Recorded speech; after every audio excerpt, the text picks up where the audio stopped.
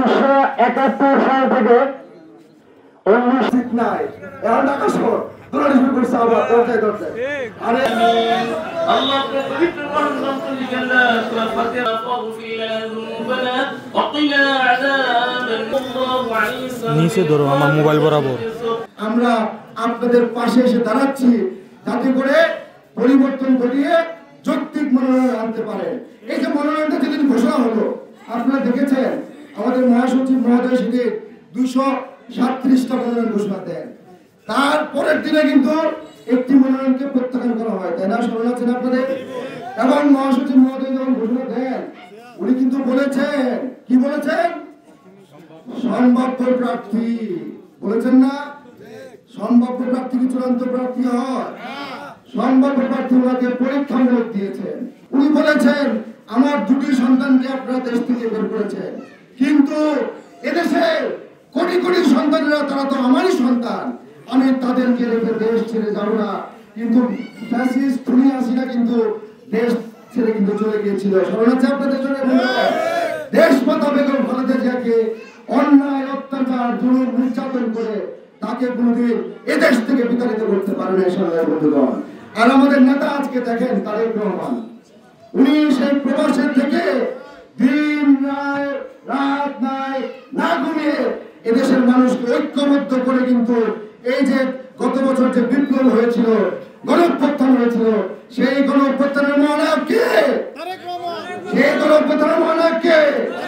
এই তারেক রহমান আমাদেরকে কিন্তু ঐক্যবদ্ধ করে আন্দোলন সুসংগঠিত করেছেন এবং তারই ধারাবাহিকতায় কিন্তু এই খুনি হাসিনা কিন্তু দেশ থেকে পলাইতে বাধ্য হয়, নাকি?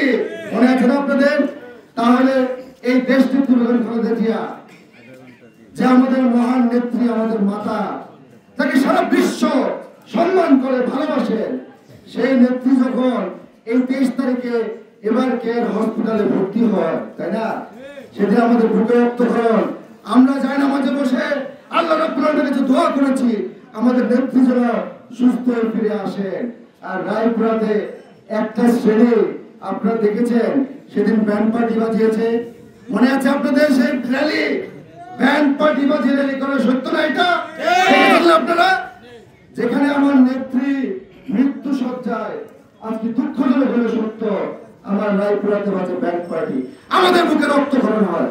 সেদিন থেকে কিন্তু এই রায়পুরা জনগণ কিন্তু আন্দোলনমুখী হয়েছে, মশাল মিছিল করেছে, প্রতিবাদ জানিয়েছে।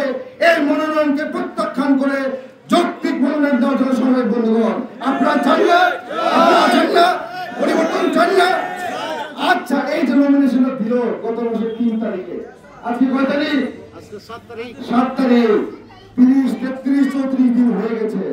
ওনার চেহারা কি দেখছেন আপনারা? দেখছেন আপনারা? উনি কি বুঝে কেমন ইলেকশন করতে হয়? উনি জানে ভোটাররা কোথায়? উনি জানে? উনি কি ভোটের যে দরজাগুলো উনি চিনে? উনি চিনে না সবাই বন্ধুরা। উনি উনার মতো ঘুরতেছে। আজকে গেলাম নীলকুঠি, আসলাম মহেশপুর বাজারে, মহেশপুর বাজারে এসে নেতা কর্মীরা আমার কাছে খুব দুঃখ প্রকাশ করলো। আমার কাছে বললো আমাদেরকে কি প্রার্থী ধরা দিল কেন্দ্র থেকে, তুমি আজ পর্যন্ত মহেশপুরে আইসাই দেখে নাই। মহেশপুরে কি দলের শিশুর লোক নাই? আমাদের দলের নেতা কর্মী আছে না? আমাদের নেতা কর্মীরা অত্যন্ত অসহায় সংগ্রামী বন্ধুগণ। এই অসহায়ত্বের কারণে এই জামাল আহমেদ চৌধুরীর মতো নেতা, এই আমির রফিকুল আলম রোয়াল আপনাদের এলাকার কৃতি সন্তান